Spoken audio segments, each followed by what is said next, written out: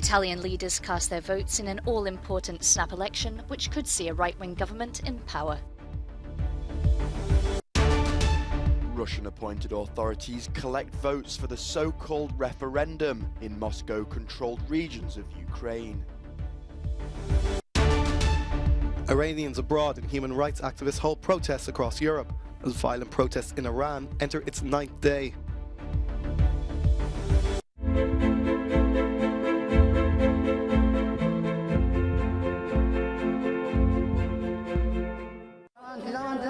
Voting in the Italian elections is well underway. Leading the example against abstention, which is expected to be around 30%, were some of the main party leaders, as well as the Italian president Sergio Mattarella, who cast his vote in the Sicilian city of Palermo. In Rome, the leader of the Democratic Party, Enrico Letta, looked optimistic. He's the main opposition to the strong right-wing coalition, which is expected to win this election. But polls show his alliance with the Greens has a slim chance of gaining a majority. In Milan, Matteo Salvini, the leader of Italy's anti-immigration party League, appeared calm and relaxed. Part of the three-party right-wing coalition, in the past he has joined forces with populists as well as Prime Minister Mario Draghi's National Unity Coalition. The leader of Italy's Five-Star Movement and former Prime Minister Giuseppe Conte cast his vote in Rome. Those against the right-wing coalition are hoping for a surge in votes for his party, but his group is not part of any formal coalition. Also voting in Rome was the often controversial figure, Silvio Berlusconi, leader of Forza Italia. He too is part of the three-party right-wing coalition, along with Giorgia Meloni, leader of the Brothers of Italy. She is pipped to become the next Prime Minister and will vote at 10 p.m. on Sunday.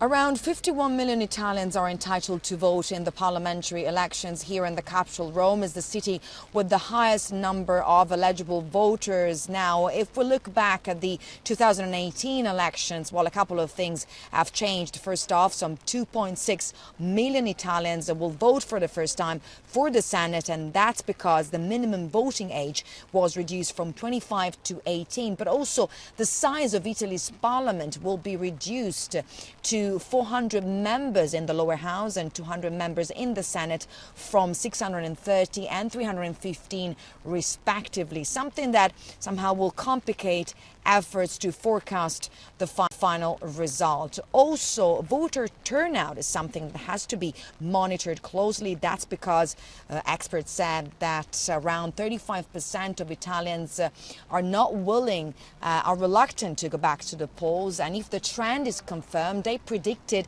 an all-time low voter turnout. The Italian right has handed fascism over history for decades now. This is Giorgia Meloni's response after the international press described her as a danger to Italian, European and international democracy and stability. Meloni is trying to reassure the public and international community she's the right person to become Italy's prime minister. Ex-leader of the neo-fascist Italian social movement, Gianfranco Fini, also used this strategy in seeking to create a more moderate image of the post-fascist right in Italy. At 15 years old, Meloni was active in the youth branch of the Italian social movement. From 1998 to 2002, Meloni was a representative for the province of Rome with the party Alleanza Nazionale, the more moderate successor of the Italian social movement. In 2008, she joined Berlusconi's People of Freedom Party, becoming the youngest minister in the history of modern Italy. 5 years later, Meloni left Berlusconi's party to create Brothers of Italy with Gianfranco La Russo and Guido Crosetto. The new party defends conservative nationalism with a strong emphasis on sovereignty. Meloni started with only 3% of votes during the 2013 elections, but her growth has been consistent over the past 9 years. The real catalyzer for her party came with Giuseppe Conte's second government in 2019, when Brothers of Italy was practically the only major Italian party which chose to remain in opposition. The 45-year-old has successfully rounded up support due to her views opposing globalism, however never slipping into an anti-system discourse. Yes to the natural family, no to the LGBTQ lobby.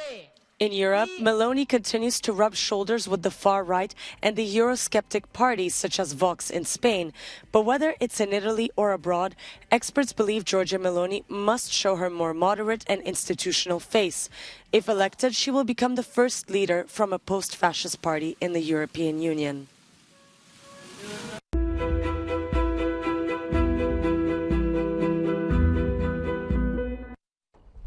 In Donetsk, Luhansk, Kherson and Zaporizhia, Russian-appointed authorities are going door-to-door to collect votes for the so-called referendum to join Russia, in a move aimed at legitimizing Moscow's imminent annexation of Ukrainian territories. On the front line, soldiers have also expressed their vote. Russia says the so-called voting will take place until Tuesday. The referendums are being conducted on the basis of the decisions of the local government authorities. The conditions of those referendums have been published. And following those referendums, as I already said, Russia, of course, will respect the expression of the will of those people who for many years have been suffering from the abuses of the neo-Nazi regime. On the Ukrainian side, in cities like Kramatorsk, residents are looking on with dismay at the Moscow-organised vote, which Kiev and the West have called a sham. What can I say about the referendum? It's obviously unlawful. That's our land, Ukrainian land. And all the things they're doing there, I don't know. I just think they have nothing to do. In our land, we are Ukrainians. Ukraine's allies have confirmed they will not recognise Russia's sovereignty in the regions. But, as with Crimea, once annexed, the move may prove difficult to reverse. Several hundred Iranians living in France and human rights activists gathered in Paris on Saturday to protest against Iran's crackdown on demonstrations sparked by the death of 22-year-old Mahsa Amini, arrested by the morality police for, quote, inappropriate clothing. Maboué Moradi says today is not just about Mahsa, but it's also to show our 43-year-old hatred for the Islamic Republic. This is why we are here today, and what we are seeing in Iran is a big demonstration, and if I may say, a revolution that is happening. Similar protests were also seen in Sweden's capital, Stockholm, where, according to national statistics from 2021, around 83,000 Iranians reside in the Scandinavian country.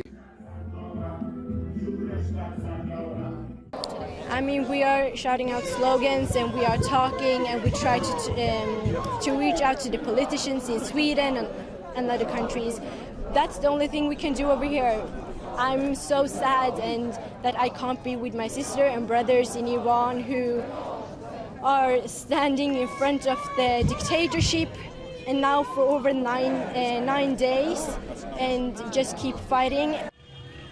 At least 35 people have been killed and hundreds arrested for protesting in Iran since the announcement of Amini's death on the 16th of September. Despite the government's heavy handling of protests, Iranians have not been deterred and remain defiant to bring about change.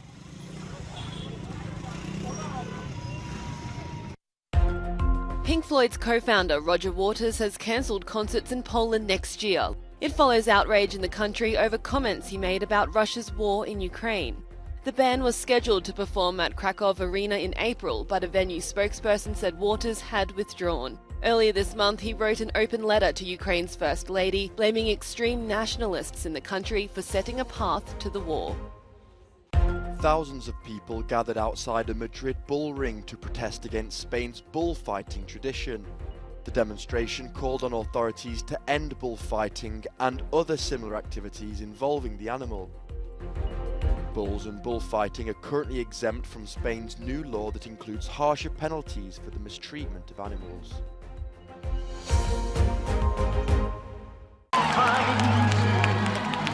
Double Olympic champion Eliud Kipchoge has broken his own men's marathon world record in Berlin. The Kenyan crossed the line in a time of 2 hours, 1 minute and 9 seconds, beating his personal best set 4 years ago by 30 seconds. Kipchoge has won 15 of his 17 career endurance races. Just days before this year's Berlin Marathon, he had played down his chances of setting a new world record. But now he's celebrating. When the 37-year-old was asked if we can expect another world record next year, he said, "Let's see what happens."